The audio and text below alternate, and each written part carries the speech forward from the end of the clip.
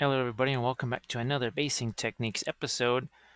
This time I want to just show you how to not just base these soaring rice and fire Targaryens here.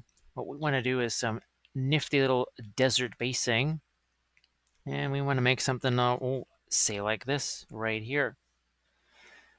And it's some simple, very simple materials. It's tree bark. It's just our all these leftover pieces of bulletin board cork I keep telling you to save. We're going to make some use out of those. Look at this, just some grassy material here. I just get this at, say, like a Michael's or a Hobby Lobby. Any kind of craft store, really, should have something like this. We do have just some, well, collection of skulls here and that sort of thing. And now some of these guys, one of these guys, we cut them off the base. We used our razor saw. You've seen me do that process before. And some of the others, we just left them on the base here, just like this guy. But what we'll do is we're going to take all of these pieces of bark and other such things, move this around here, and try and create some movement on our tray, just a little composition here. We're also going to use our earth texture here, and we're going to try out these, of course, because this doesn't quite give you the larger cracks the way this one does. So this will be your larger cracks. This will be sort of for those finer cracks. And I think I've got one here that really just does show that very well. See that right there? See, I got those big cracks, and then it spiders into those smaller ones over there. So again, here's one example of the horse on a nice big old piece of bark. Very fun. And again, it's a simple process, but to integrate those and make all of this, like you have this big dead space sitting in here, lots of empty space here, empty spaces here.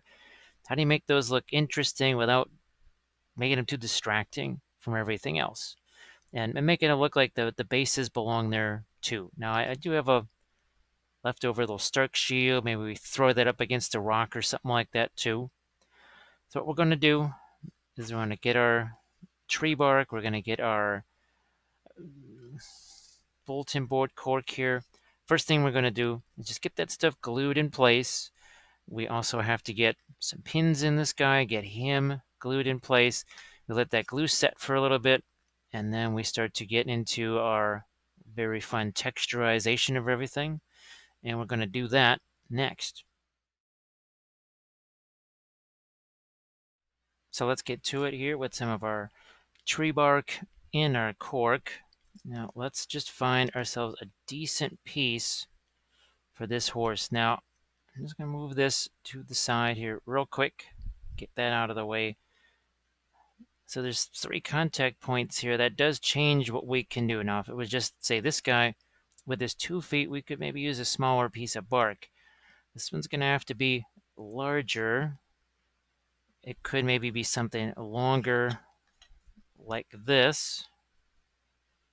And that kind of gives us enough attachment points there. Now, question is, how level is this here? So a couple ways we could do that.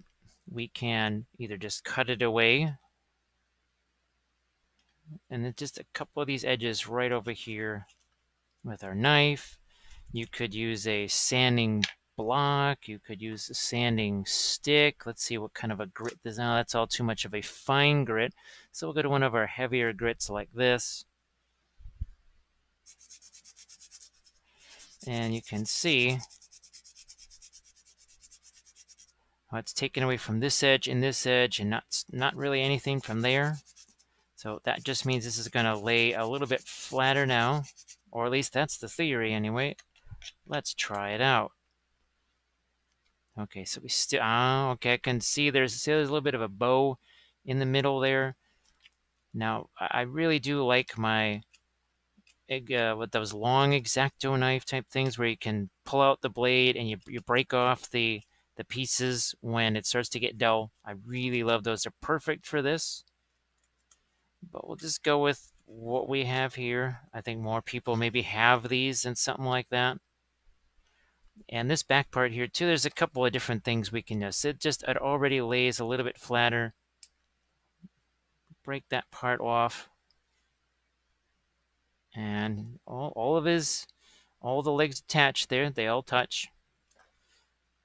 It means it's time for some glue. And we will start with our super glue. We will just, I could use a dot of the Elmer's glue as well. Just a couple of those act as sort of a catalyst there, an accelerant for your glue. Now, as we wait for that to dry, we want to have a paper clip here. And we'll get ourselves a nice strong clippers, or one that's all beat up, or we don't care if it gets, shall we say, snapped off like that one piece is over there. We don't use our fancy clippers for this because these can be harder than you think, and they can definitely break your clippers for sure.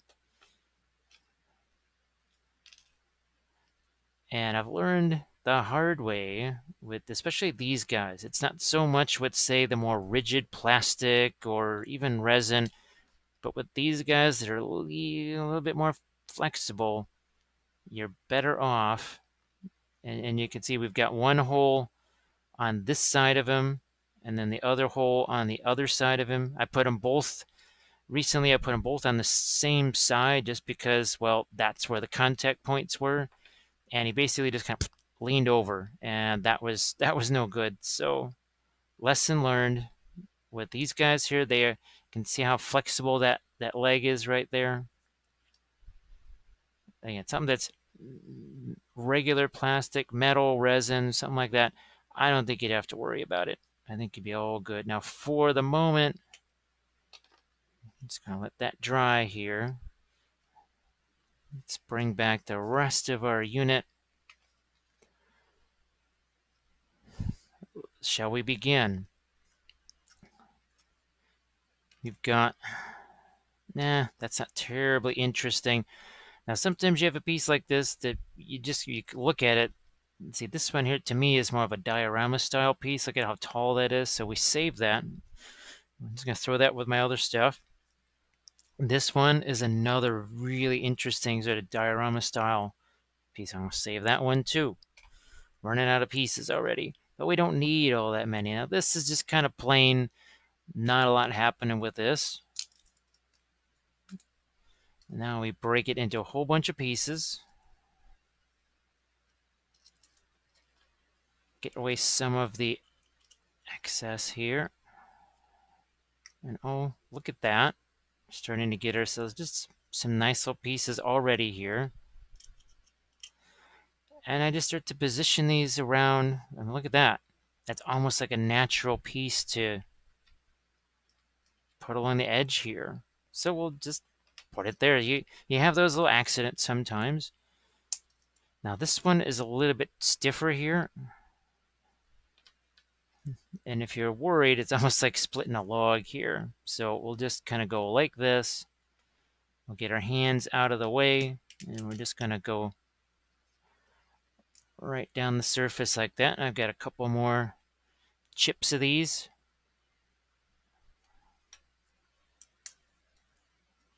And sometimes, now like this one here, it's a little bit large and cumbersome to put on any. Even like here, it's like, well, why is he leaping over this one rock? It looks a little bit limiting. That one's got potential. Let's see what we can do with this. We also have our cork, so we don't want to lose sight of that either. I think we've got something here. So now it's part of his base, but it's not like he's leaping over this one piece right here. It's on his base, but it's not too much a big part of what's going on. Does this sort of continue that rock a little bit, maybe? Yeah, it sort of looks like that continues, but instead of just like there's this, he's just carrying a rock around on his base. I'm going to put this also on a base here. Any other decent pieces? This is another one. Could that go? It just, again, it looks more like he's leaping over it as opposed to it's just on that base. And I think I might do that. Okay. Before we do any more bark stuff, let's see what we got here in terms of our cork pieces. And if I do this right, look at that. I end up with two really nifty pieces here. And these are going to go on his base. I already have a nice piece right here that's just going to go like this. Somewhere here. Maybe right there. Okay. Okay, good enough. I see this piece. I mean, look at that. That is just, it's so, just so natural looking. Put that over here. And sometimes you can just tell. With this stuff, the more you work with it, the more you can tell, oh yeah, that's going to be a really good piece. The other thing to consider too is don't cram every area of this thing chock full of rocks and all that sort of stuff, because we also want to have room for potentially creating some of the like kind of sand dune texture, that crackle texture. If it's just nothing but rocks and tree bark, every single square fraction of a micro inch covered on this thing, well, guess what? We have nowhere to have any kind of interesting texture like that. Now here's this little rock in the center here. Start to build that up, and once again we've got potential another. Sometimes they just kind of break up into little pieces. We also have, remember that Luke's APS, it is called Arid Earth Base Ready. Look at that. That's going to be really fun because that's like, see, it's kind of worn down a little bit. That's just a perfect one. And that's, we're going to use that along with our earth texture here. So it's going to be earth texture, then that, then this. Little bit of a process there. It's sort of like the oils. It's about timing. Have ourselves, look at this nice little stair step piece here. Trying to avoid that too much. Don't want to have too much of it there. So if I move this one up a little bit and do something like that, I guess I'm trying to think maybe somewhat about natural rock formations here. Another nice, this might be one of the last pieces that we do. And no, I think it's going to have to be tree bark there.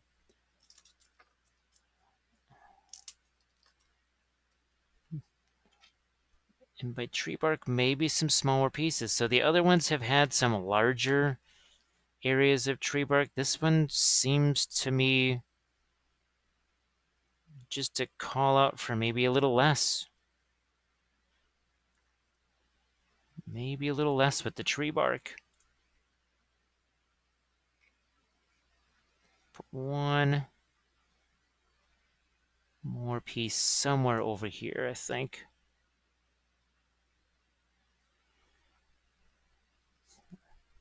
Here. Nope. Nope. I know we've kind of done some of those when in doubt. Like, when in doubt, maybe just don't use it. That might be all we're using, and maybe the rest is just going to be some texture and everything else. We've got plenty of that other stuff too. So maybe this is it. All right, let's start to think about gluing some things here.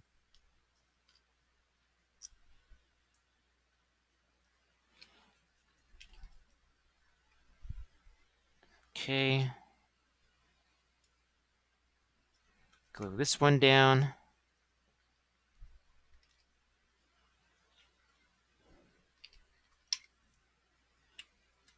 So again, just to make it look like it's there, but he's not specifically having to leap over it. I might do some more smaller rocks here. And again, for the folks that play this game and you're thinking, oh, why are you hiding all of the markings on the movement tray? Well, the person for whom these are for does not play the game, does not care.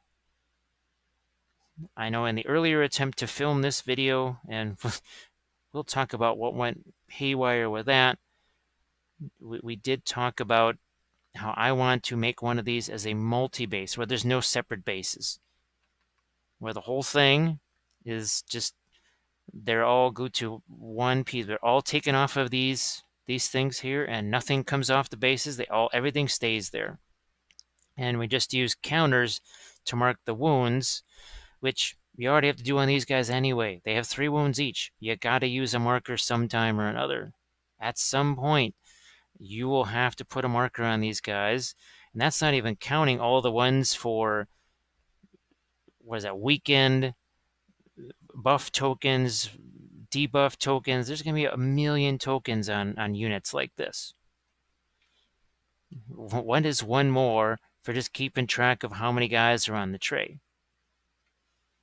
Because there's really, I don't know, it looks, to me, it never looks terribly appetizing to just see a whole bunch of open circles on a movement tray. That's just not super appealing to me. Oh, this one needs to be glued. But then that's just me. But then I don't care. Now here's where some of these little smaller bits are going to go. Just a couple of smaller ones, I think.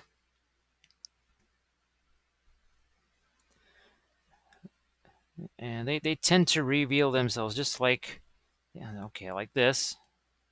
See, that's a nice little small, low-level piece there. Not too much.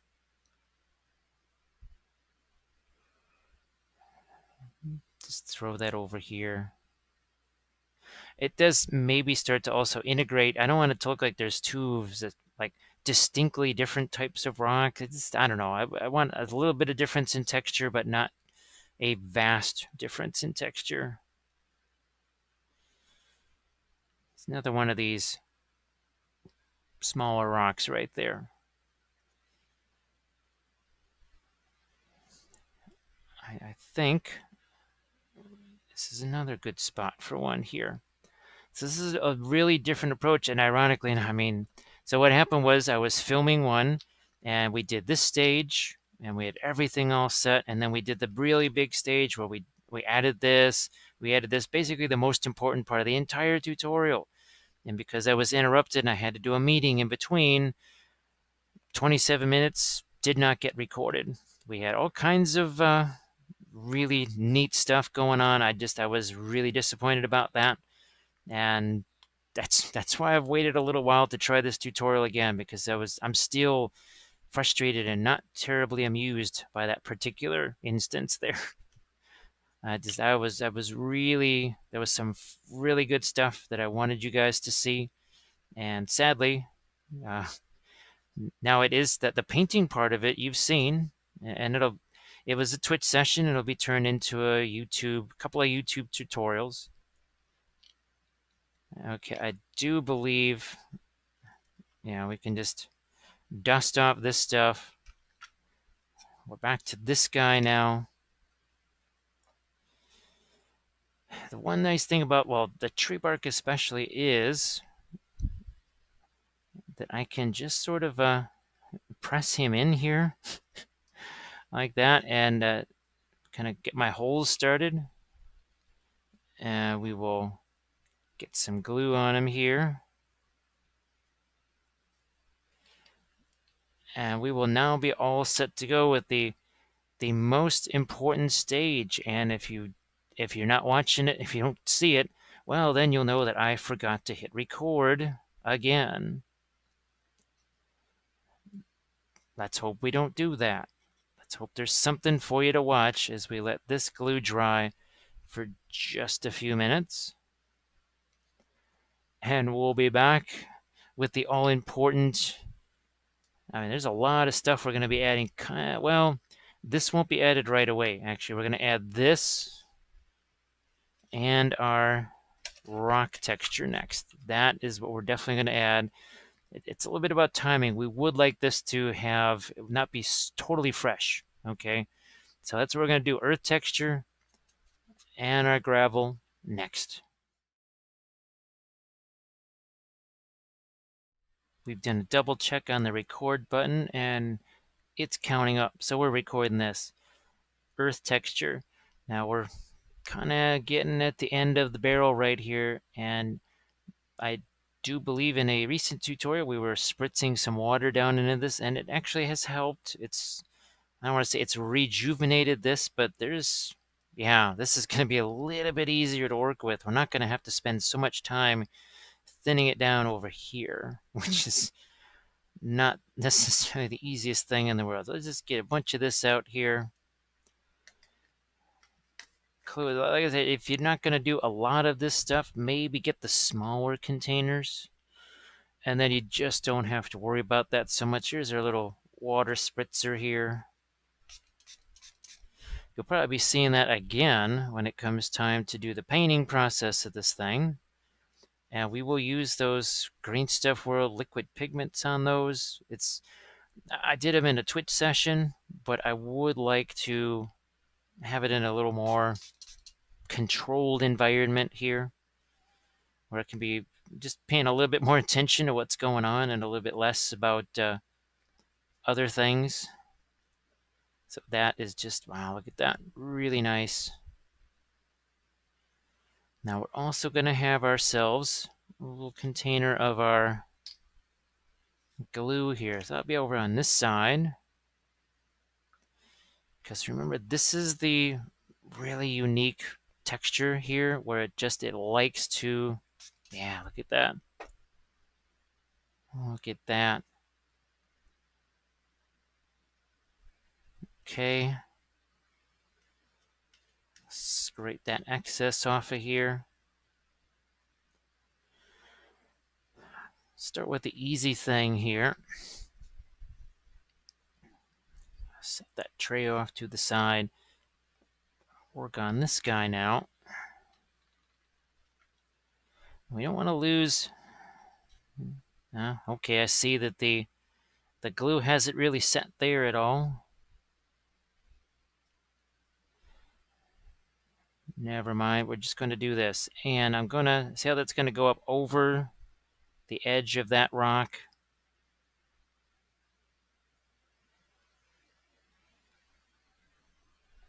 Going to find myself a smaller brush to use as well.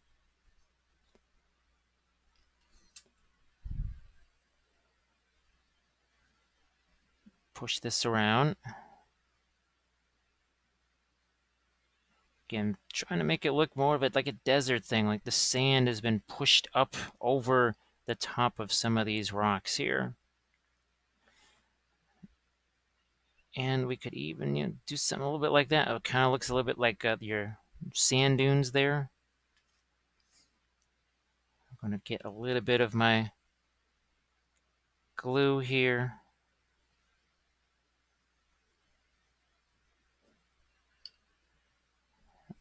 Start with it, maybe a couple larger rocks. Find just a couple of these guys here. I don't know, maybe one over here, but just to make that foot close the gap there. Some medium rocks, and now we'll go with some of our finer stuff here. That's very nice. We'll turn it over this way. We'll do the same thing over on this side. Yeah, so we're going to push it up over the top of that. Not necessarily down here, though. Not necessarily down there. So we're going to use a finer brush over here. Kind of giving it a little bit of that wavy sand dune texture. Also going to throw some more of that up here just to give more adhesion to this. Time for some bigger rocks, maybe right there. Even one up there, and then we'll go with some of our medium-sized. Let's get some finer rocks in here.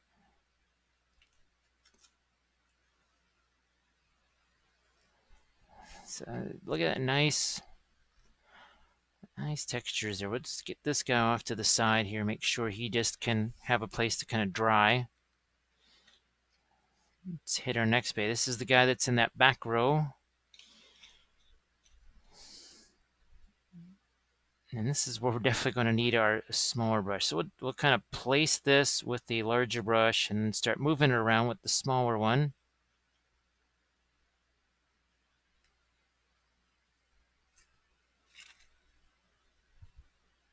Because now I tend to, my preferred mode of doing this is to always have the figure chopped off the base. I mean, that is my default mechanism right there. That is not always possible, whether it's because of the way so like some of these where there's just not enough holding the figure to the base if you do that, or enough support for it if it's got this kind of softer plastic like this, or if it's a fragile resin. That's another area where you might just say, you know what, we'll just leave them on the base and we'll work around that. Another reason why I'm not doing as much that you might normally would with that gravel mixture over there is because I want to have that crackle texture. And if I've got a bunch of the rocks and gravel spread all over the place, there's just not going to be the space for that. What I'm really interested in is the rocks and gravel kind of hiding these crazy little grassy things here that they used. So that's why we've got these bigger pieces. And if I shove those around here, there's a couple of ways to hide them. I could also use this stuff, and this was what we did on the other one. I really wish you could have seen that. We were hiding some of those big giant grassy things. It was so nice. Hopefully we can do at least something similar here. Okay, there's some bigger rocks. Now let's get some of our finer stuff in here.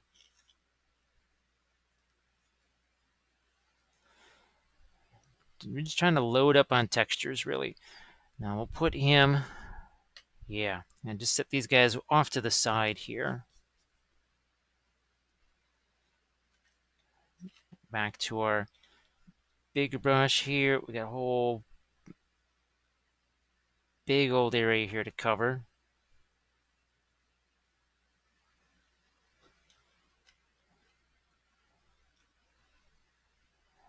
Good enough. And let's spread this around.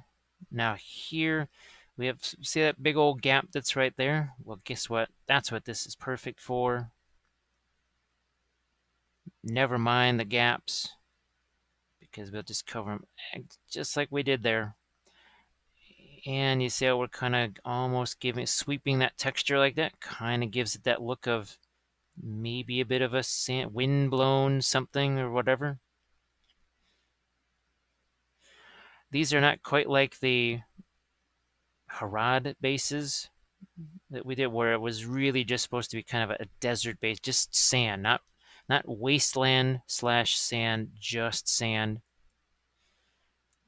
And well, I'm gonna do some more bases like that again. I really love the idea of that plaster. There's some other ideas that I have for that plaster too, for other types of bases, especially some diorama type things.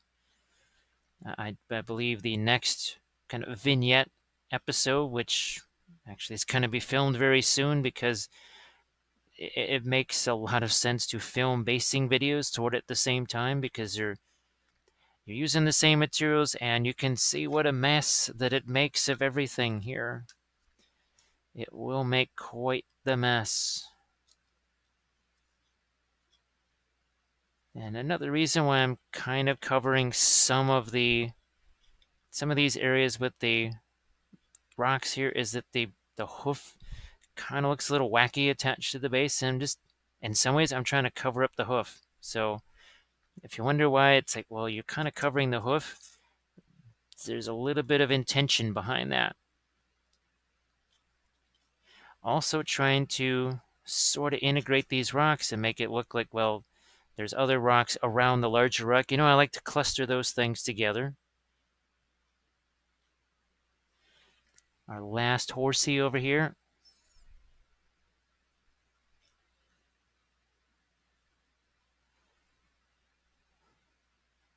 And we'll probably have to put some more of this out to do the rest of our base, or our movement tray, that is. Yeah, I don't think that's going to cover the whole movement tray. We got a smaller brush out here.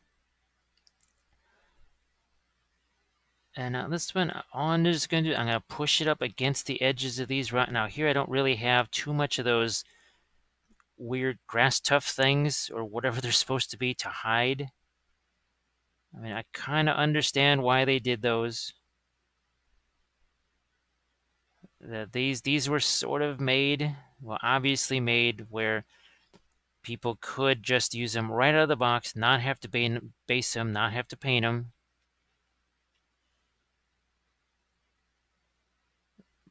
But they are very nice sculpts. It seems a shame to just kind of let them languish as, well, unpainted dark red plastic. There's just not something terribly exciting about that.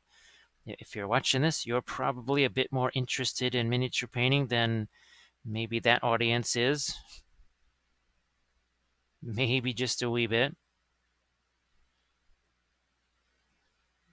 In another area where, who knows, maybe some of this does get covered up by the additional rocks or the additional. Oh, look at that big old rock there. Why not? Let's put some smaller ones around it. Do the same here. Now let's get some of the finer stuff here. Good enough. Time for this. And that piece just didn't want to stick there, so I don't care. I'm just going to say, fine, you don't want to stay there. You don't get to be there. We'll just do a whole bunch of this.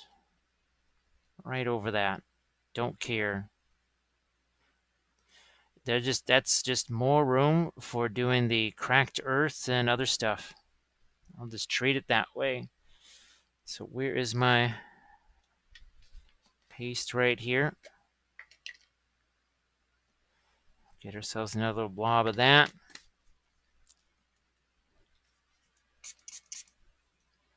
Some spritz. A little bit of a mix here. I'm just gonna throw some of it out here. We'll use the other brush, push that around. It's almost like we're using it a bit like a trowel or a palette knife.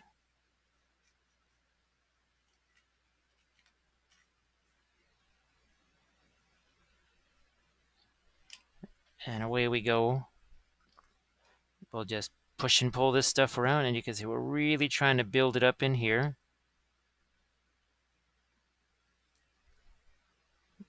This is one of the reasons why I've got this. See, it's kind of a longer, softer bristle. It's just a craft brush. I mean, it's just cost 20-30 cents like the other craft brush we just used. It just happens to be a little different shape. And it may not be quite so obvious that it's a craft. Well, I guess maybe not so much a craft brush, but a very inexpensive regular brush, I guess.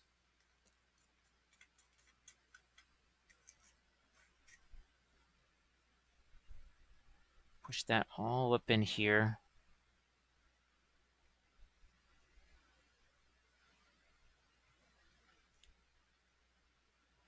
And remember the key, and I read this with all of the, now, I don't think they really say this specifically with the, now they did actually. That's maybe where I found it. It was with the GW stuff like this, that you should have something besides just the raw plastic. You really should have some kind of texture there. And that's kind of what we're doing is we're basically pre-texturizing it here. And then it really gives that stuff something to stick to. And because this will still have a little bit of wetness to it, you can even mix the two together, and now you get this beautiful transition of, say, sand to the cracked earth, which is just, so fun.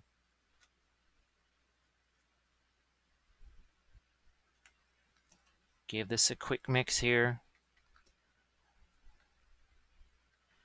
Yeah, I went to my usual source to try and find these online, and they just, well, they're just not in stock. I would have to be waiting well over a week for it, so that's why I'm just kind of sticking with what I have here, my older stuff that's been around for a while.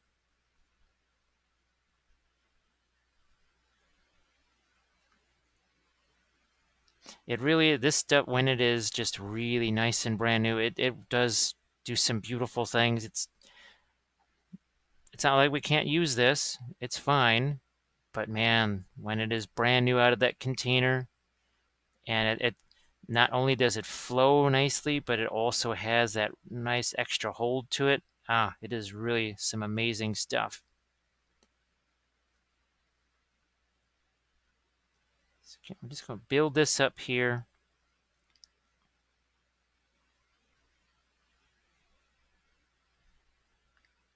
And we'll give it a few minutes, not to dry. It's kind of like the oil paints, where we put something down and we just give it 5, 10, 15, 20 minutes to set a little bit more.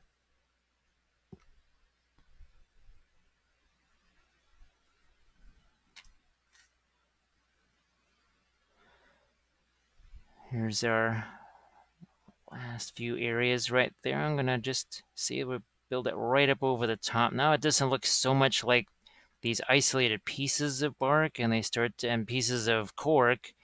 They start to look like they're part of something, that they've been there a while, and they've been, dust is blown over them. It's built up onto the, like here on the other side of this, like they're little, just not islands of rock, but there was some kind of source for these things. I think this is our last area over here. Gonna let that build up.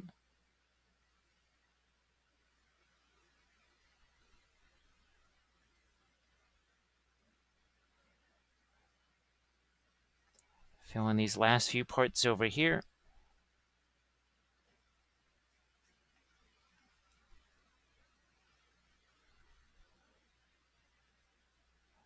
It's also sometimes fun to put that up here, and then we do the crackle paste on that.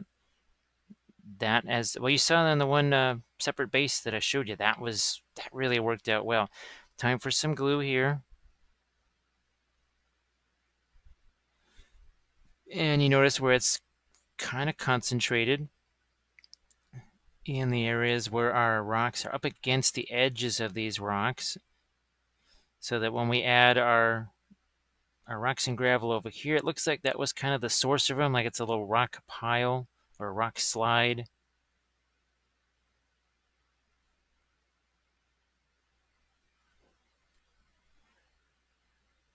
And that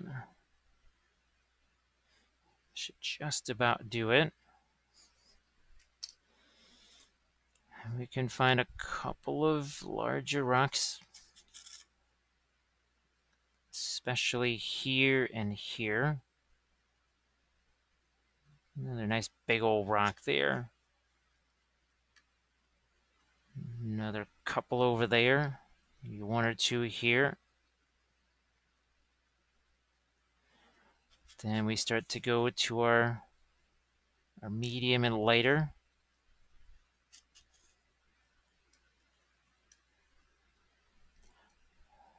Don't want to cover up too much of this.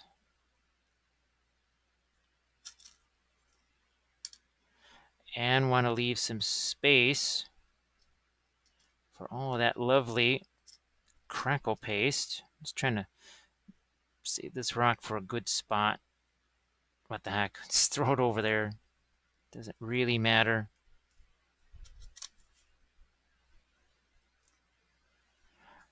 And I do like this combination. It has those rounded rocks. It has the sand in it. So, I mean, well, hey, it says arid, right? It says it right there on the label. Can't get much more arid than this.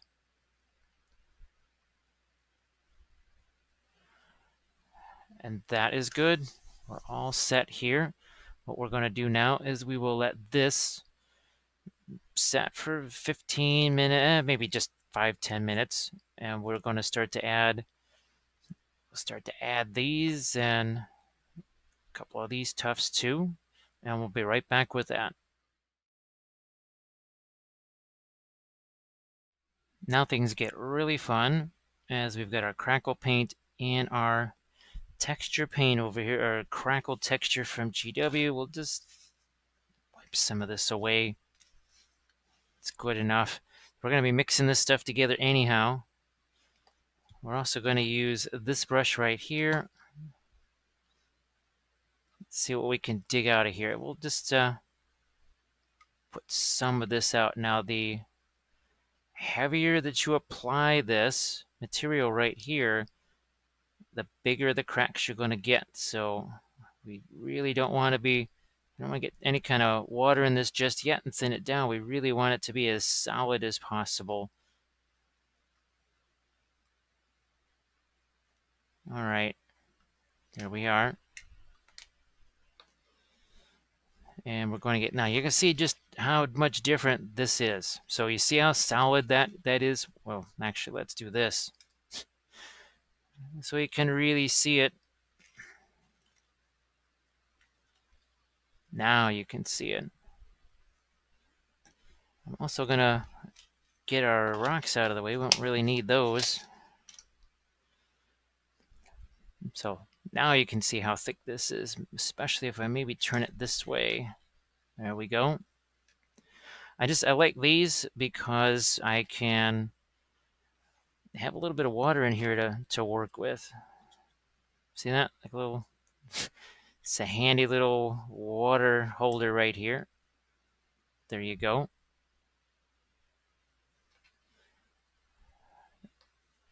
This is going to be far more liquid. You'll see just how much more liquid as we put look at that. So way more liquid here. That's why we have two of these that will work together. I'm gonna grab myself another paper towel here.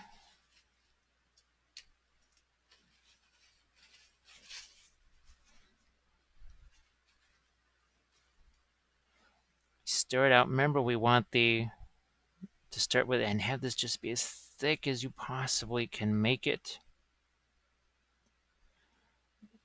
And I'm going to start over here. And it's going to start to, you can see it, look at where just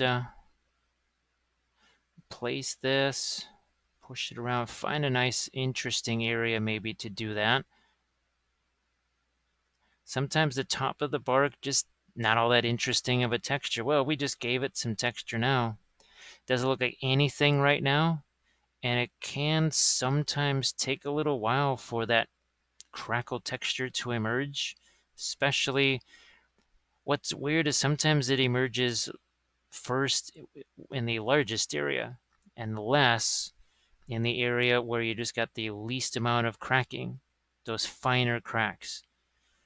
It's tough because you want to see the result of you want to see all that nice cracking and everything right away. It just doesn't happen right away. So see, this is not too bad over here. I think we need to bring this back towards the center a bit more.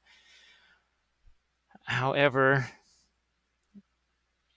it does, you are better off letting some of those smaller crack. Here, let's just pop another big batch of it here. And now, this is just by default, it's already thinning it out. And see how it's starting to maybe even mix in a little bit, especially if we use a little bit of water.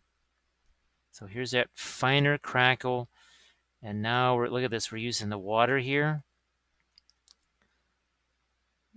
Makes it fine. We'll let this mix together. It's important to let that mix.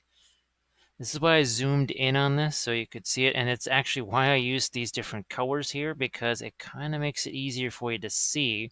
If I had used the red oxide paste and like the red Martian stuff or whatever, you wouldn't necessarily have gotten to see all the clear definitions in this. So see how we've built this around. Now we're gonna go into this corner here. Again, we'll thin this down, even with some water here.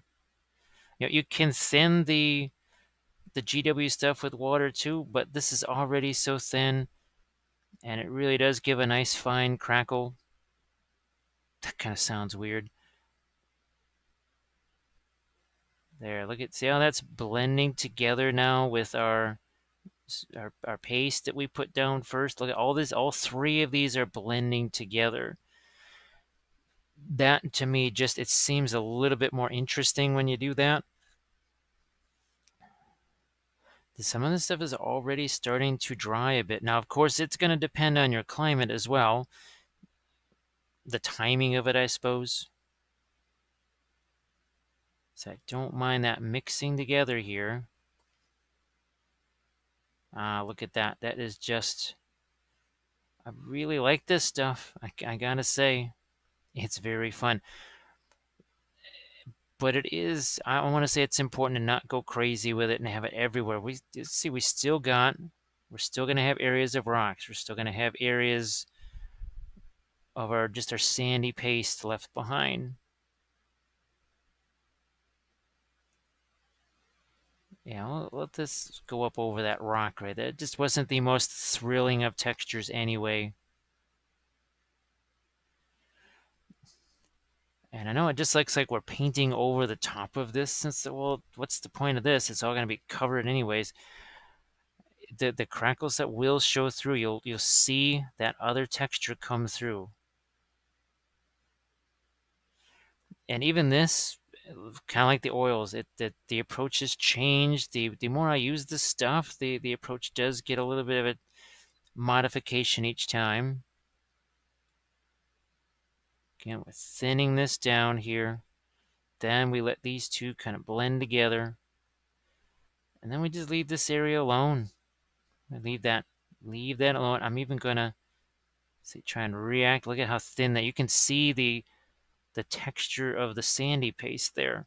And I'm gonna leave all of this area open here too.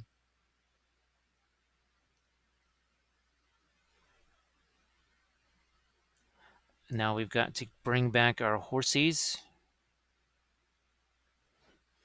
So let's set this aside here and not have anything horrible happen to it.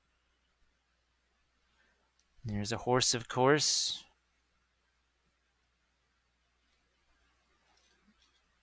And I'm going to go right in here with this. Nice big old texture here, and then we will thin that down.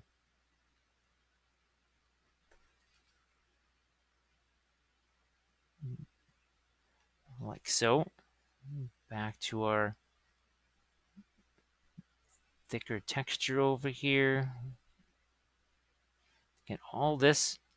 It's even a little bit of texture here, and then a nice big blob right there. So that's going to give us some super heavy texture on the top of that. And then we will we'll fade this out here. It looks like absolutely nothing here. I mean, you can't see anything, When that dries, it's going to look like that other one that I showed you, the painted one. It's going to look like that. And that's just going to be so fun.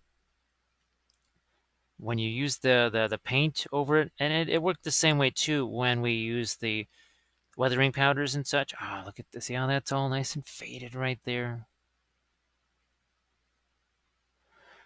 It's just, I could do this all day. I could just do that all day. It's that fun. Okay, horsey number 1. And you can see this stuff starts to set up pretty relatively quickly, so we don't want to put, I mean, if you're doing a lot of this stuff, don't put too much out there because it'll dry on you. It'll find a way to dry on you. Thin this down. The green stuff, I guess because it is so much thinner, that does stay active though for a while. Now here, I do have these kind of sand dune things, and look at, see that is still kind of wet. Look at that, I can still even push around that yellow paste. Just letting these two things mix together. And not too much of it. I'm mostly just focusing once again on where those crazy little faux grass pieces kind of pop up there. Now this is the one that's on our tree bark here. Let's gather up some of our heavier texture.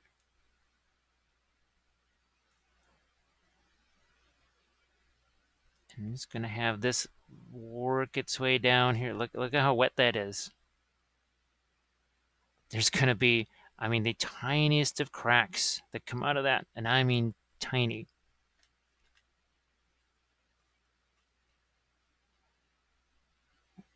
Put some of this here, as much to support, again, that gravel that we threw in there. And that's it. It doesn't necessarily have to be a lot of it. And here we'll just grab some more of that.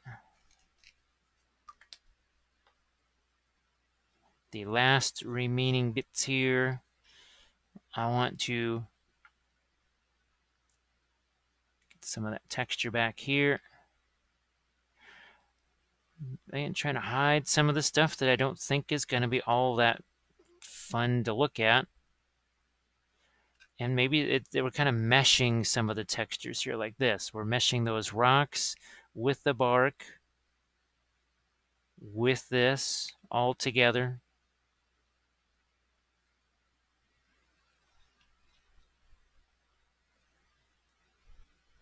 Okay. I like this. I'm going to leave that open. It doesn't always, not every last bit of that has to be covered in this crackle stuff. As much fun as it is, see how we're really thinning that down. There's going to be like virtually no crackle stuff there. I mean, pretty much none right there. We've thinned it down, but that's our intent. We let those just at least a couple of minutes. Now we're back to this, and we're going to zoom. We're going to pull back the camera a bit here because we do have these, and this can get a little bit on the tricky side right here. Wait a minute. Before that, I did want to throw this right here. So we're gonna add some floor starks to our,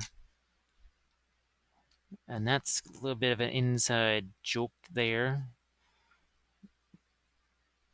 I'll just add that right in here. Maybe a little extra glue along the way there. We do have a couple of skulls here. We've got some from Reaper. We got some GW skulls here. We'll just pour some out. I think I've got some. Yeah, I've got some of this glue here. We'll just drop a little skull over here.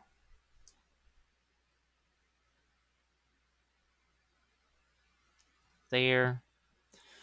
Now we've got some sanding sticks out here. And these can be comical sometimes because they just want to pop out of my hands. I do wish there was an easier way to do this, but there really doesn't seem to be, unfortunately.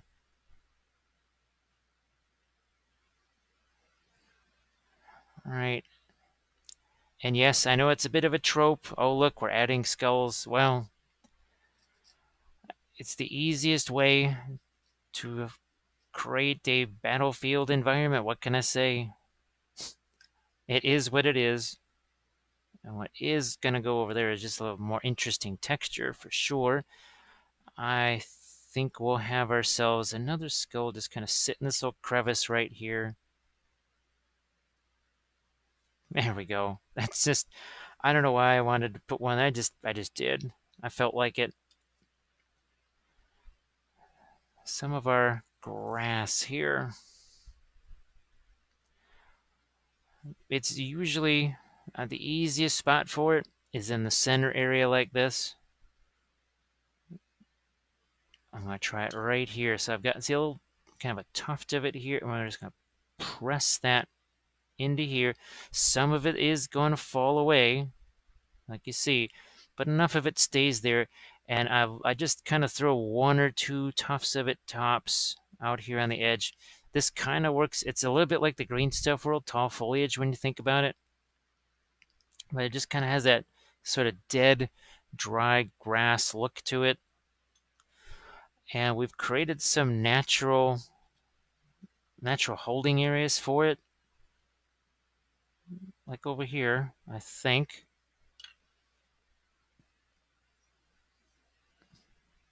Yeah, and we'll let the glue do its thing there. Oh, what the heck, maybe we'll see, we can throw a little bit of glue in there afterwards too.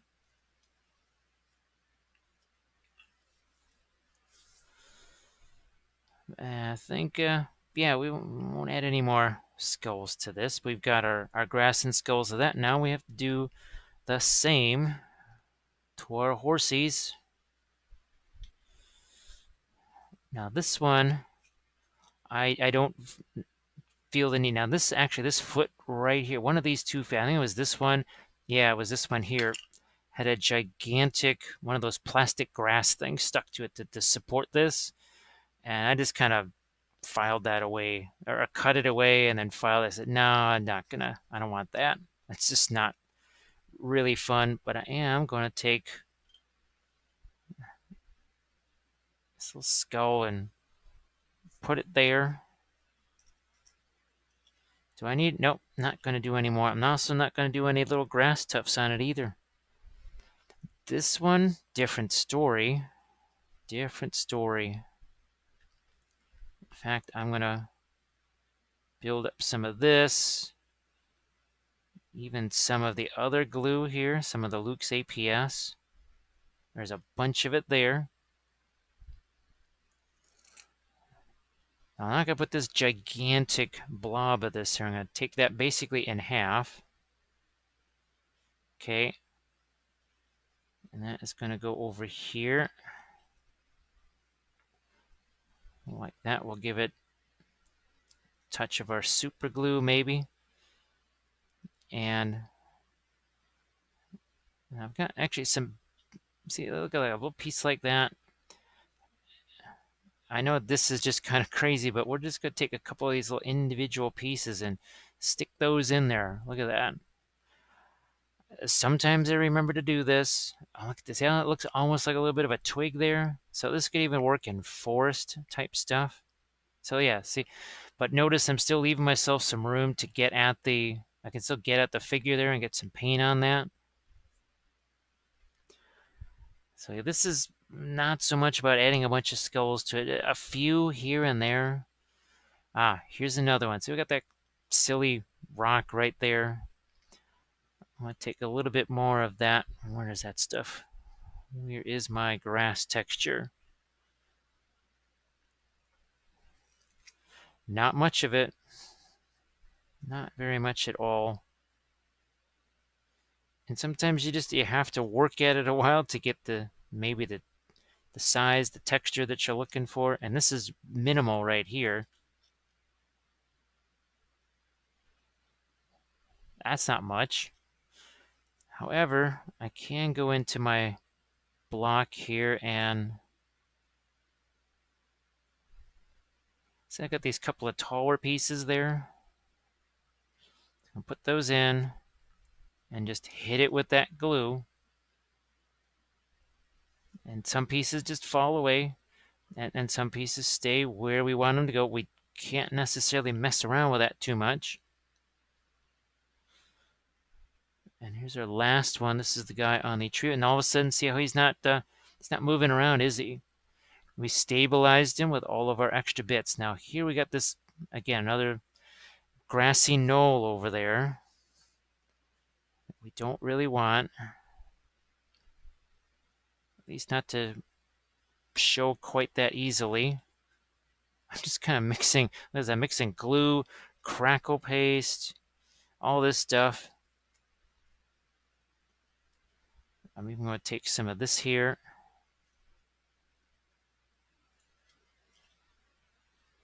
And you notice, see how that's sticking out away from the horse? Why am I doing that? I got to be able to paint that horse still. So, got to keep that away from the horse. Gonna hit it with this. I could even just take some kind of, maybe some, let's see if I've got just a little bit of sandy stuff here. Yeah, I'm gonna just take a little bit of sandy stuff here.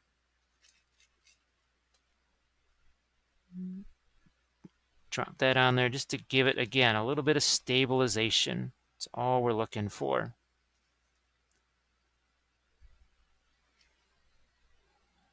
See, that kind of looks neat, like he's just tromped down that grass right there. And since this is one of the dudes in the back here, in that back rank, we'll get one of these skulls filed down here, ready to go.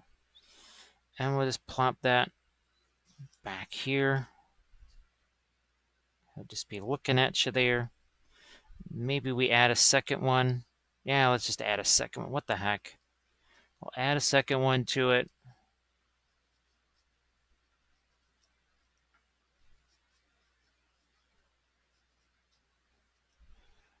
Got the glue already active. And of course, that doesn't want to stay in my hand, which means I'm going to just see if I can't utilize what's left of that Luke's APS glue, and there. Now it's going to stay there and it's not going to roll away. Boom. We got our two skulls together there. We have grass. We're good to go here. Yeah. Look at all these fun textures. So we're going to have crackle texture. I can already start to see the crackles developing there. We have our little cascade of rocks and sand. And then we've got our regular sand there. So we got a bunch of textures.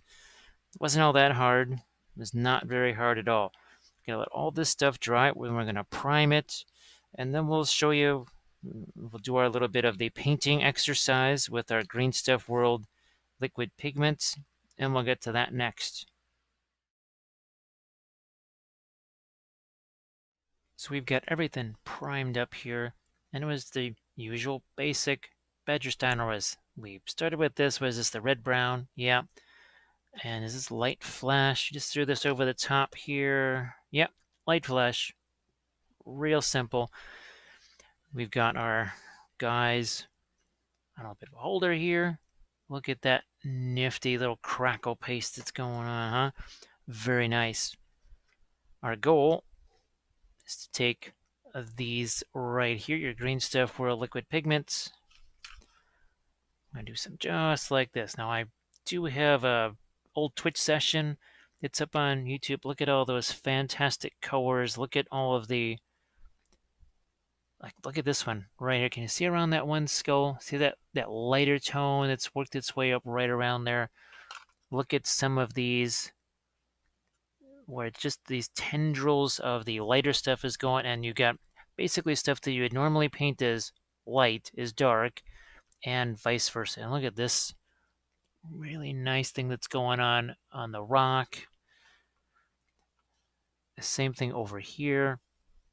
These are just effects that don't really, they're just kind of harder to get with the paint because they don't happen naturally. You kind of have to force those type of details. So we are going to do the same thing that we did on this, and we're going to do it on our base over here. What I'm going to do is set this up, and we'll start on the base first, or the movement tray, sorry, first.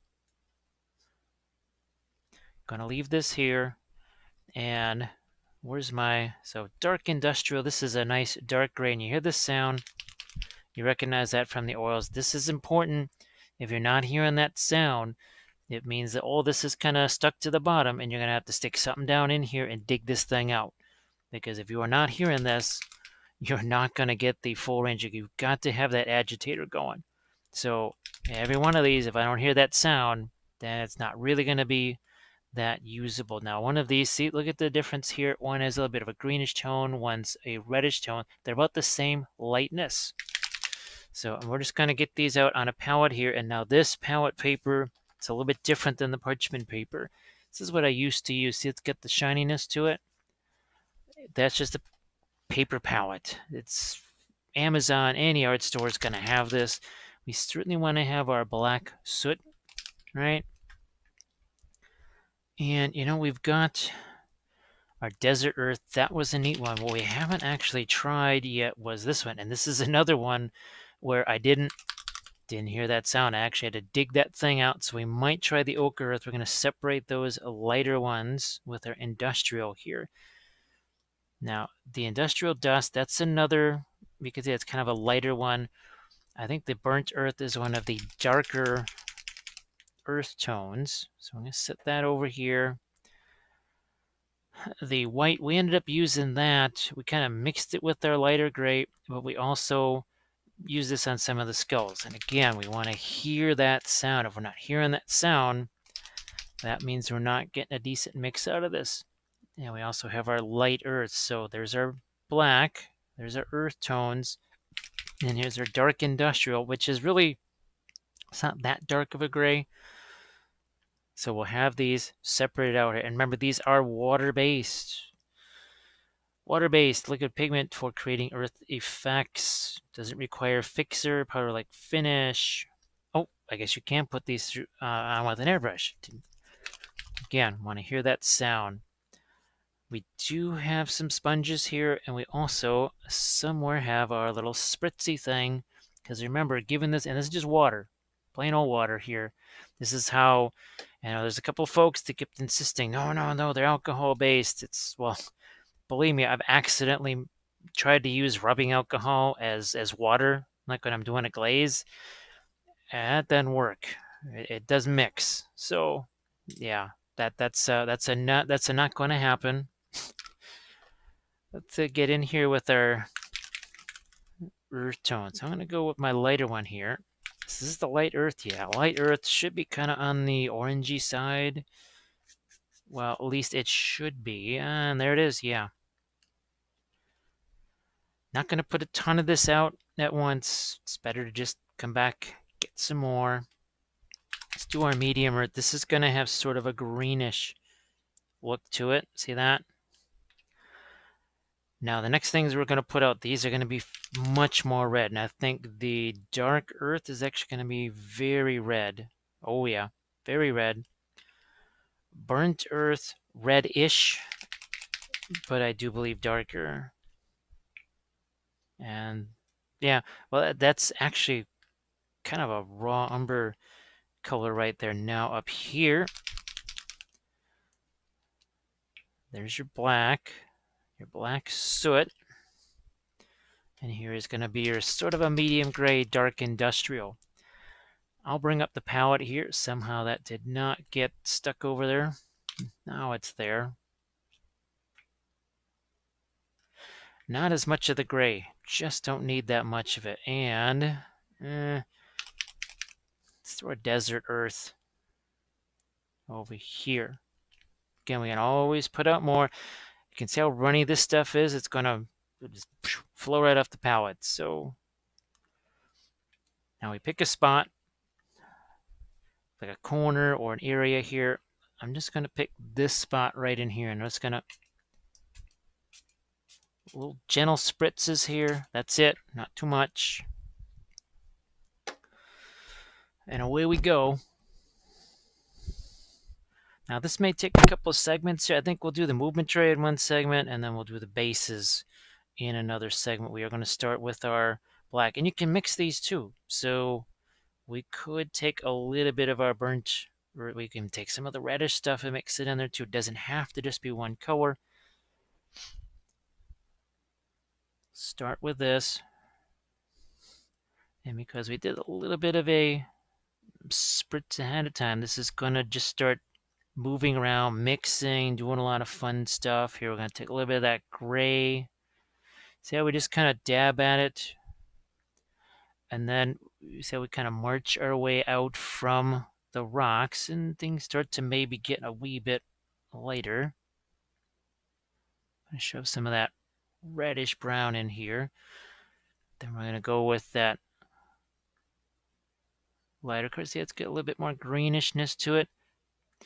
We'll leave this alone. Then we're going to go back in here, and timing can be important with this. So you really don't want to, well, you don't want to try and do too much of this at once. You also don't want to kind of lollygag, as the term used to be. You want to get this thing moving. Now, lighter colors, a little bit of, look at that. See those little neat tendrils? It works its way into some of that. Look at that. Very fun. Then we're going to get, this is just a bit of our lightest color here. That's your, I think that is the desert sand. And look at this. So I just did there. Look at how that's kind of creeping around underneath the rocks, in between areas that would normally be dark. And we're going to do the same thing even here, and just let that color, I'm going to let it mix as much as we can. And I am kind of going back into my water here and cleaning out the brush just a bit. I could even have a couple of different brushes going, maybe, if I wanted to save that much more time in between some of these things. Here's a little bit of our red. It's just important to change your colors around. That's, I think we're going to give these another spritz again. I thought maybe the water will stay workable enough. Just didn't quite do that. Back to our kind of a yellowish color. Again, timing is everything, and it's probably best too to just have a paper towel of some kind out here.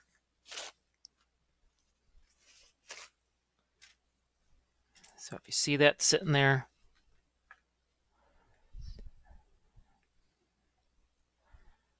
what was we doing? We're going to grab some of this.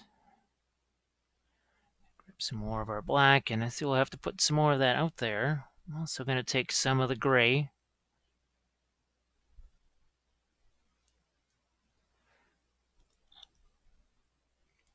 Touch more of the gray here.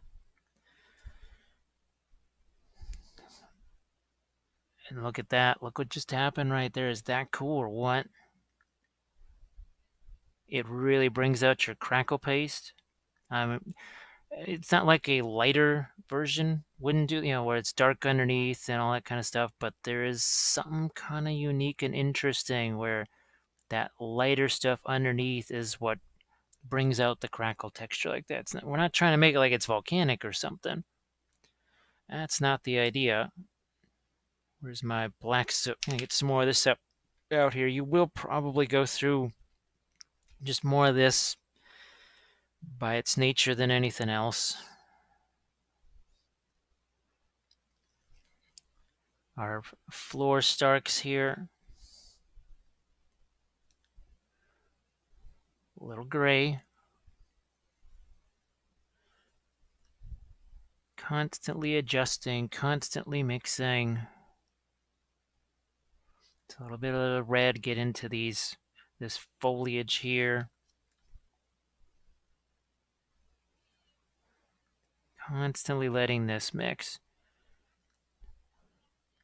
You don't have tons of working time with this necessarily. I just threw a little bit of water in here.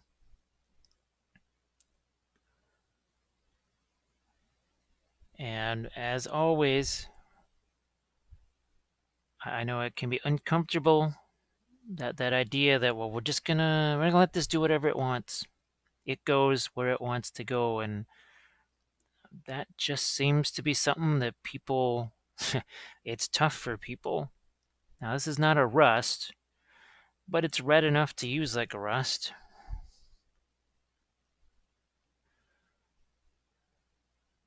Back to our black once again.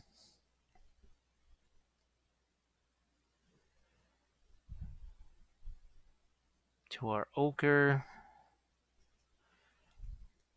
To some orange.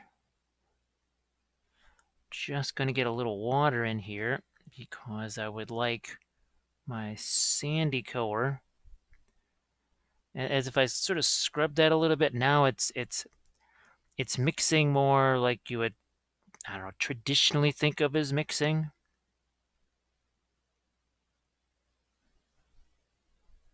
Instead of that more of that panel line wash mixing where you just touch it and it kind of goes wherever it's going to go.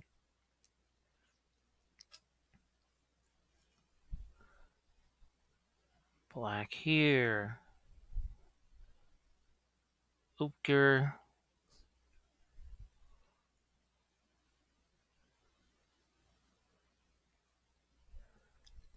Gray.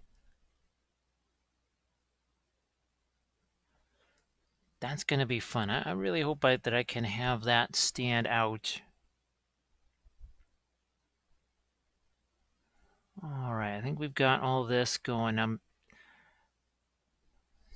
need to actually put a little bit more of the black soot out here. I told you we'd be going through a lot of that. Possibly a little bit less on the bases themselves. I think there's a little less in the way of large rock formations on those. And don't mind me, I kind of have to turn this sometimes just to have gravity working with me here. Because, again, this stuff is pretty much very liquidy here.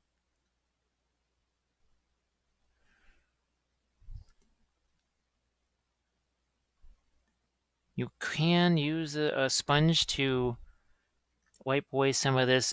I have to say, though, I don't know if you can see down there, like there's different colors in here. That is, how can I even describe that?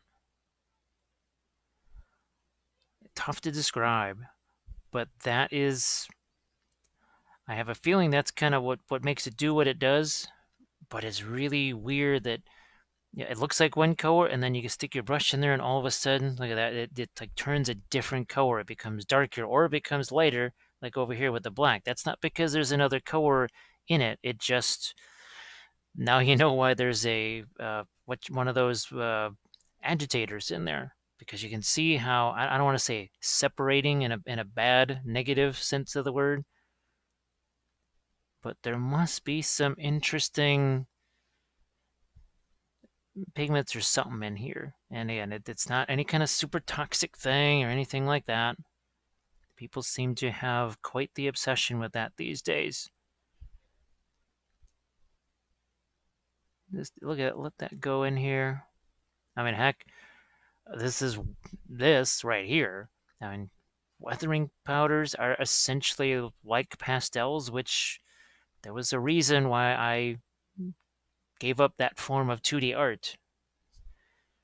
And these definitely, aside from the, well, they're easier to clean up, easier to dispose of, and a little easier to carry around. There aren't too many. Well, I don't really use the paint carrying case, but a lot of people do, and well, those paint carrying cases are certainly more amenable to carrying around those jars than they are than the usual weathering powder size stuff. So just something to think about. We'll use the last of our black over here. We'll definitely have to throw out a new set of our pigments for our bases. But we got just enough to make this work. But the other thing to consider too is that you can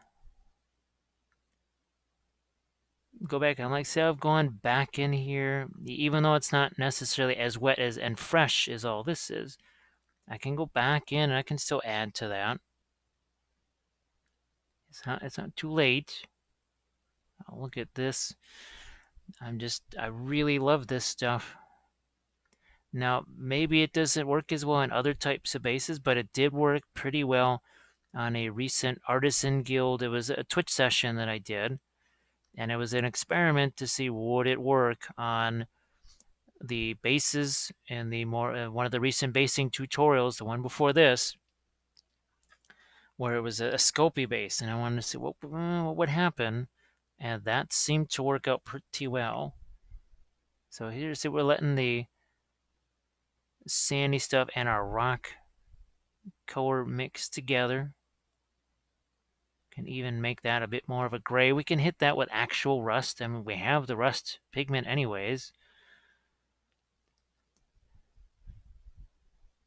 Oh, here, maybe I will just hit that skull. And do we have another skull around here somewheres? We do. We got another one sitting right over here. I'll just hit it with the sandy color.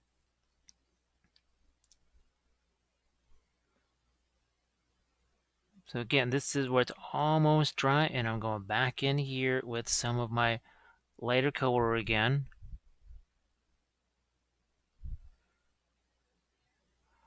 A little bit lighter.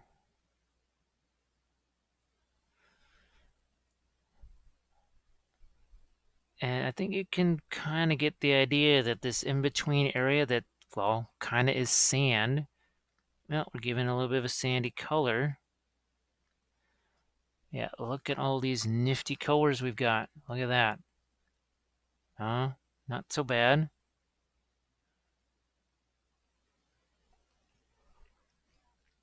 And I think we've got all of the recesses covered too. Last but not least, we're just going to hit our foliage up here. We got another little tuft over here. This seems to actually, it doesn't, what's interesting, when I use just regular water for this, it kind of just makes this up, collapse over on its side, but this doesn't, which is nice. Look at that. It really does look like just some kind of a tumbleweed type of thing, right? Some sort of desert, whatever, just kind of dead whatever in the desert there. All right. Movement tray complete. Our next step is going to be the bases. We'll get some more paint on the palette again, and we'll do those.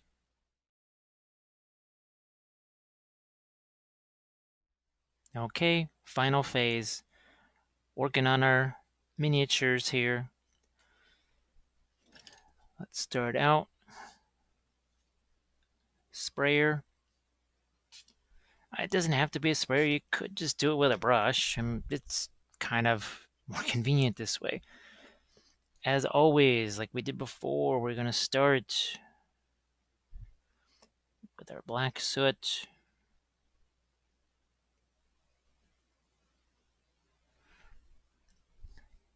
A little bit of our brown, dark brown color here.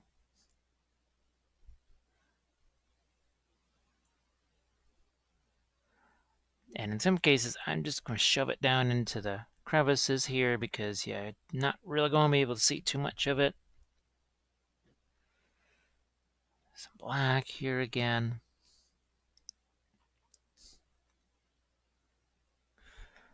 And don't forget, it's okay if those get mixed. Just a little bit of our gray. Just let that mix. Same over here. Let's get some of our lighter stuff going. And we should have a bunch of fun mixes happening over here. That's my prediction. That is my prediction. I'm going to make that so you can see it. And because I'm just touching the brush to this, I can't do, look at that. See that spidery thing that's going on there? That only happens if you just touch it and leave it go. You're trying to take advantage of that capillary action, that sort of spidery. Look at that. Ah, you see that? Oh, wow. Yeah, it happens by itself. It almost looks, what would you, like a gully or something where something has been washed away. And it's not recent rainfall, but at some point there was rainfall there. I suppose on some of these, I could even take a smaller brush and do this.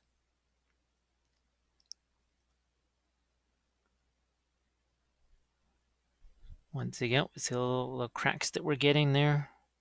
And then I can set this base aside, and I can come back again and do more. Make it even lighter. So we'll say that's good enough for now. Once again, another bit of a spray. We have a big old rock here. This is our bulletin board cork. And you can see how I'm kind of focusing on the edges. I'm not painting over the whole rock. The big focus is on the edges underneath. And then we'll take a little touch of our medium sort of industrial here, that gray. Couple touches there. I have to say it's a nice way to get more randomness in your rock colors instead of, we as humans, we have a tendency, rocks are gray. We don't even make them greenish gray or anything interesting. We just, yeah, they're gray. Well, this kind of stuff certainly promotes another way of looking at that. See, now it starts to look like we've got sand around the bottom. Remember, we wanted to have sand sort of pressed up against the rocks, if anything else. This is back to our sand color, and it is okay to do this. We're going to mix them together. You can do that. Once again, look at all those little fun tendrils. It looks kind of like water runoff there. Once again, look at we'll have our rocks will be dark. Literally the shadows underneath, well, the shadow area underneath it will be a lighter color. It's really not shadow, it's really, well, we could just call it sand. And once again, we have some fun things happening here. And this is, it's really more, it's taking me back to my watercolor days, I have to say that. Some of these have a little more red in them, some of them have a little bit more yellow. Okay, let's say you don't have a spray jar or a little spray bottle like that. Well, what do? I'm just taking my water and I'm doing this. Does it take a little bit longer? Yeah. Is it that big of a deal? Certainly not. Black soot, I should say black soot, not just black. I'm gonna let a little bit of the darker brown work its way into that. And it is a matter of timing also. You notice I don't necessarily bring the lighter gray right back in there. I do want to have that sit there for just a bit. A little bit like the oils, I suppose. A little bit like the oils. We'll let that still stay there as we move on. And now that's a bit more to the yellowish side of things. See how that all is kind of separated? Looks a little bit like there's swirls of color there. I couldn't tell you exactly what's going on there. Again, the good folks at Green Stuff World, English not their first language, maybe not even their second. So I could ask what's happening with that process.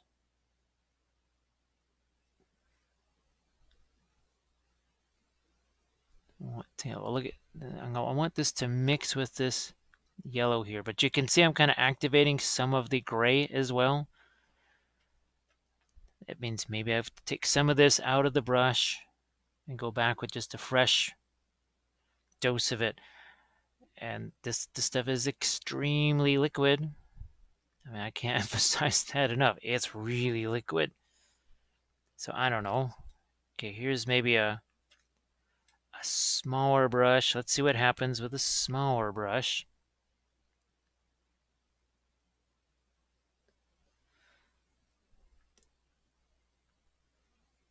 Just trying to see that nice little blob right there. Here's our last base. Then we'll go back around to our other ones. I wouldn't necessarily use a hair dryer to accelerate that drying process. Part of it is you'll be pushing the stuff around because it's that liquid. So you will just kind of push it around for one thing. Second thing, you might also lose some of that or the little tendrils of color because it is going to be drying so fast and it won't have its chance to kind of do that natural mixing. If time is an issue, maybe okay, you go ahead and do that. But I just would say maybe if possible, let it do that naturally. Just let it dry as naturally as possible. Give it that chance, see what happens.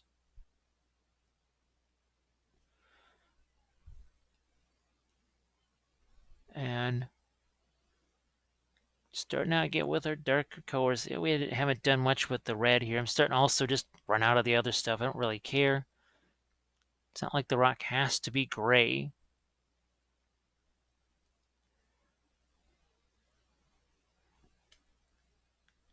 Ah, yes.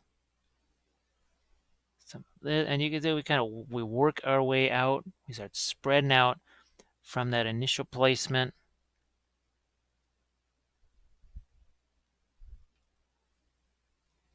And that's a nice little mix right there. Don't be afraid to mix these up. Don't say, oh, well, I've got to use this ochre color. And it has to be only this ochre color. It has to be only the sandy color. No, mix them together. Make a new color.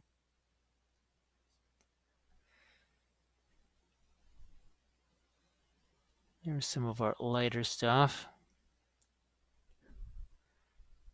There's some even lighter stuff here now. And they will all just mix together. Again, the idea is that looks like sand. I mean, why else are we using the sandy color? We're not trying to make it look like sand. I will take a little touch of my gray here, though. But this is where we're almost going to take some of it away. So you can see I took it out of the brush. This is almost a little bit like what we do with the oils, right? We push this around, move it around. The skulls there, I'm just going to let those dry. We're going to go back around to our first one. Hopefully it's not completely dry, but it is drier. We can maybe do some things here. See, we can take some of that gray, that lighter gray now, hit a couple of our rocks.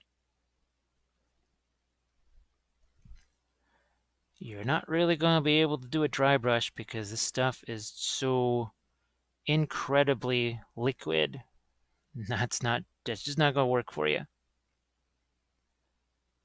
So we'll hit that with our lighter ochre color again.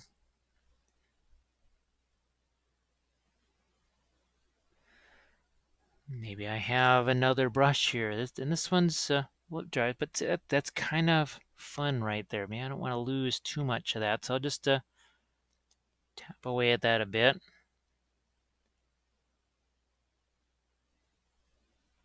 Again, this is it's a fresh brush here. But see how you got the dark and the lighter stuff is down in the crevices there? That just tends to give it more of a weathered and worn look. I know it. I keep emphasizing the same thing over and over again. This notion of letting the darker stuff be the stuff that's raised, and the lighter color being what's basically underneath it. I think because for so many years, that's just pretty much how I automatically painted things. And then I saw these powders do it just kind of organically by themselves, and I said, "Oh, you know what? I think I've been missing out on something for a while." There's sort of a natural look to that, and then I kind of started looking at some pictures, just some reference things. And I said, "Ah, well, yeah, that kind of does. That sort of happens in nature. Maybe I should let that happen more."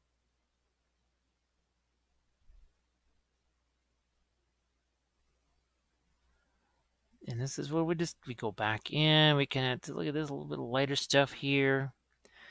Now let's say you did want to dry brush a lighter gray over that. Well, there's nothing that says you when you're painting the horse that you can't go back and pop some lighter grays over that. Heck, I could take some of that white color and go over the top of this. I might even do that. Might even go back and do that. I see it. I got to get some of the sand color in here.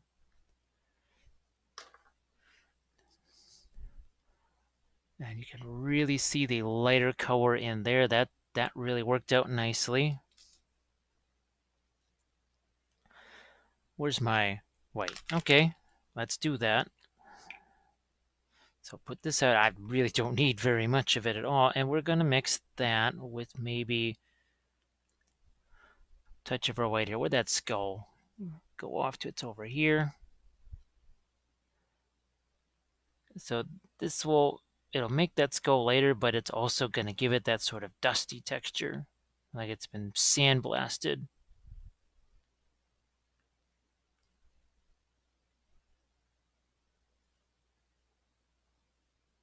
Maybe we'll even let a little bit of this go on to our rock over here.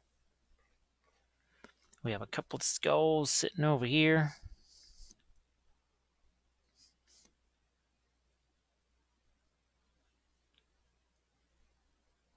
And look at how much moisture there is. That's why I'm telling you it's going to be really hard to do any kind of dry brushing necessarily with this material.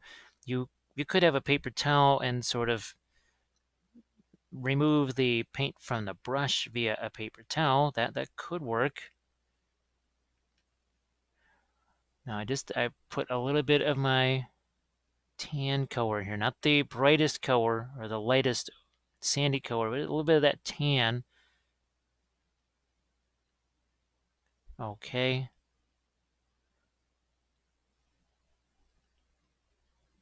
Better. Ooh, what's gonna happen here with this grayish tone? We'll lighten this up a little more here.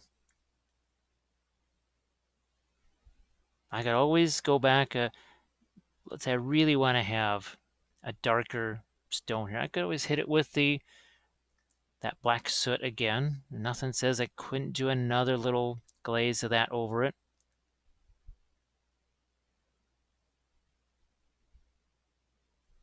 Yeah, I've found a couple of kind of desert or wasteland photos, and what was interesting is that the rocks scattered around were actually they were a lot darker than the surrounding kind of sand and other such things. So that just kind of got the idea in my head.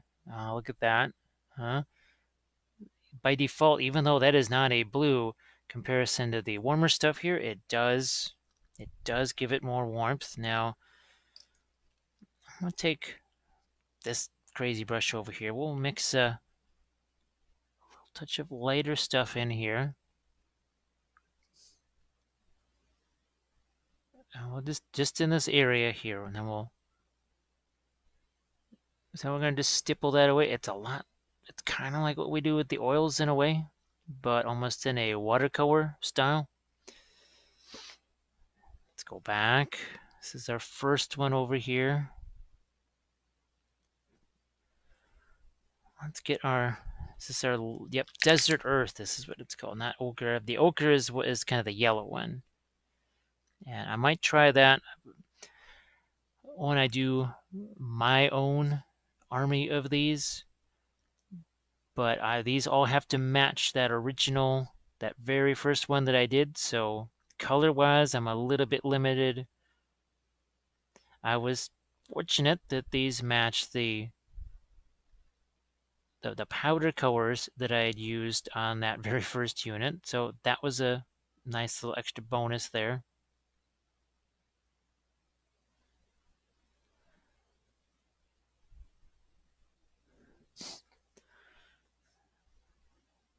Gonna get some lighter stuff here. I don't want it to be too light because then I want to actually go back, check that movement tray, make sure that these are as in line with that as possible.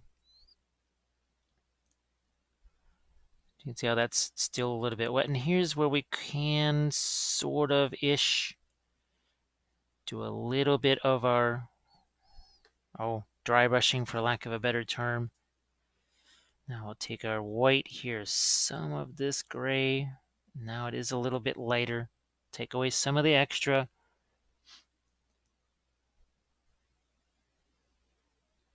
And hopefully we can see, it's really, you can't dry brush. This is a little bit more like the oils where, yeah, you think you're dry brushing, but you're actually just putting wet paint over wet paint.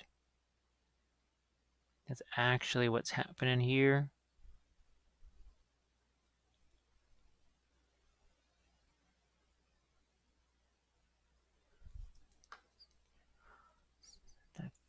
I like that dark edge out there. I don't necessarily always have to highlight the edge of things. Now, it's interesting if that happens, say, back here, maybe.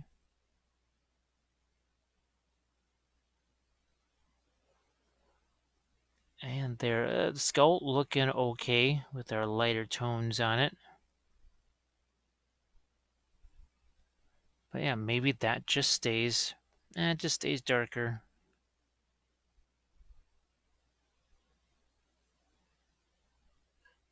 And we've got our,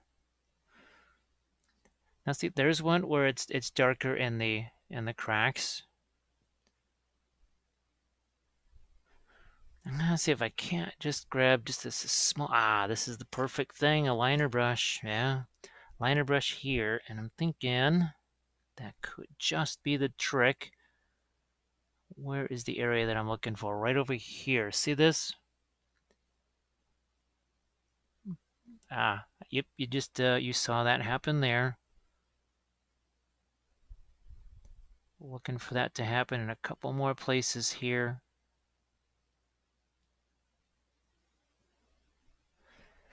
Where's my white again? So white dust.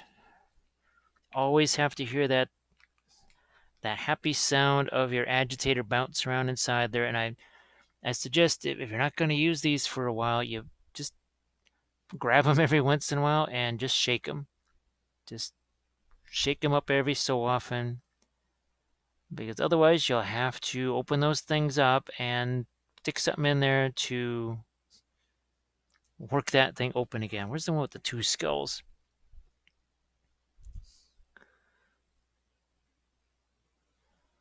Since this is sort of a desert / wasteland kind of an area, we can indulge ourselves in some bleached bone here. Now I do hit, and I don't want to make both of these be the exact same thing, so I'm actually gonna take this, make this skull be a little bit different. So see, now we're starting to maybe be a bit more calculated with our applications here. It's a little less, I don't want to say random, it's a little less haphazard or whatever, not quite so quick anymore. Where's my movement trend? I'm just going to look and see if I've got any skulls on here, which I do.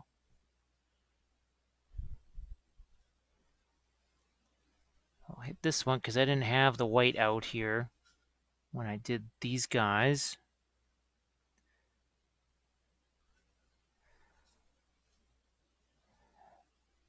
And we've got this little shield thing over here. I'll hit it like this, and I'll probably pop some more rust on that maybe, but even that red earth texture, whatever that is, that's either burnt earth, or whatever, that's not doing a horrible job on that. Now if I use this gray, okay, I'll get rid of some of that extra. And if I feel like it's not enough of a color, well, when I'm painting the unit, well, I'll have some blue paint. I'll be able to throw some kind of bluish gray on here, and all will be well.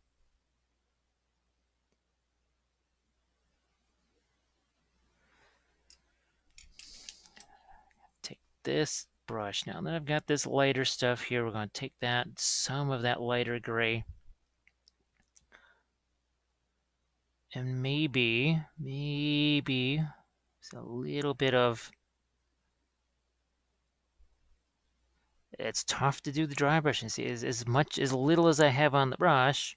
Look how much ends up on here. So I have to kind of just stipple that. I can't do the traditional dry brush. Not gonna work.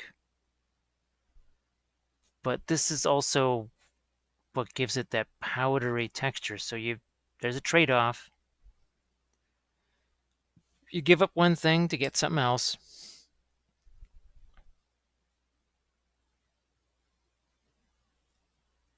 Using the smaller brush here, see if I can't get a few more delicious cracks to form here.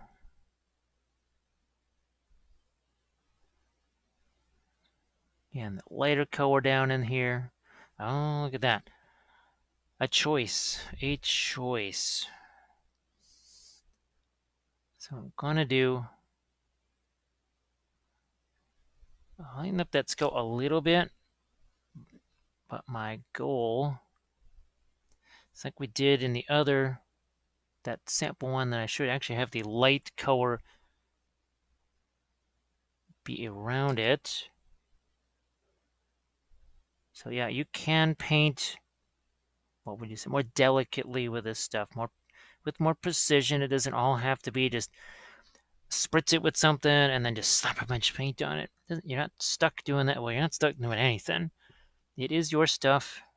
You do whatever you need because, well, even if you're doing the exact same unit that I'm doing, you might just want a little different look to it, and that is all fine. There's nothing wrong with that. We're not doing rules here. The only time, sometimes I forget to mention it. If I mention some kind of a rule, it's really more of it's a safety thing or just a longevity thing. Like, you can do this, but if you do this, it might last longer. Maybe you get more out of it. More of a helpful tip versus a you must do it this way. I really try to avoid those because the more of that type of thing there is, where it's just, well, it's this way or no way,